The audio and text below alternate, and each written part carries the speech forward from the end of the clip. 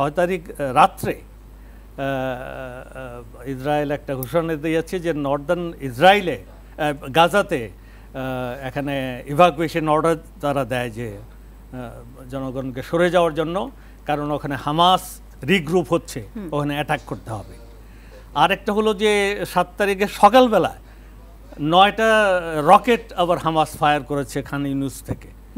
এটা মানে something magical আর কি, একটা মানে সবই তো শেষ করে ফেলেছে, এখান থেকে আবার 9টা রকেট ফায়ার করা এবং সেটা তেল আভিভে পড়লো, 2 জন আহত হয়েছে। তো এইটা হয়তো যদি লেবাননে অ্যাটাক না হতো তাহলে হয়তো একটা মানে ইসরায়েলের জন্য একটা খুব বড় ধরনের একটা মানে অসম্মানের ব্যাপার হতো।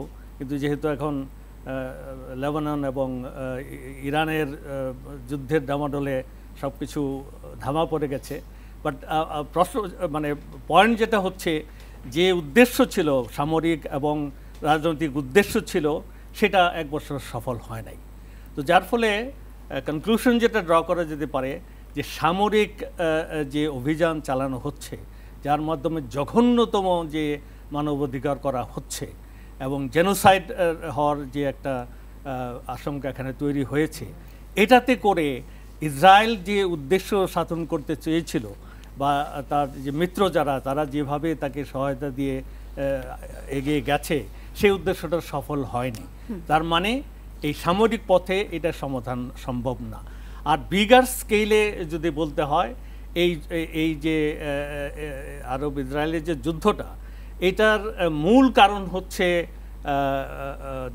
প্যালেস্টাইনিয়ান এবং যে ইহুদিবাদ, জায়নিজম, এই দুটার যে সংঘর্ষ, এটা আর মার্কিন যুক্তরাষ্ট্র এবং ইরান এদের যে রাইভালরি, এই হচ্ছে মূল কারণ।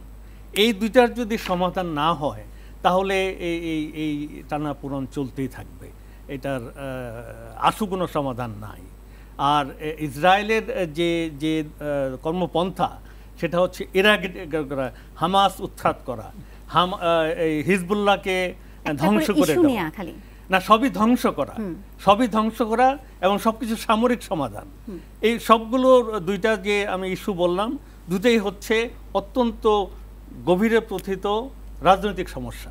তো রাজনৈতিক সমস্যা তো আপনি সামরিক সমস্যাতে সমাধান করতে পারবেন না। যদি হতো তাহলে এই ৭৬ বছরে হয়ে যেত, সমাধান তো হয় নাই, বরং এটা আরও কমপ্লিকেটেড হচ্ছে।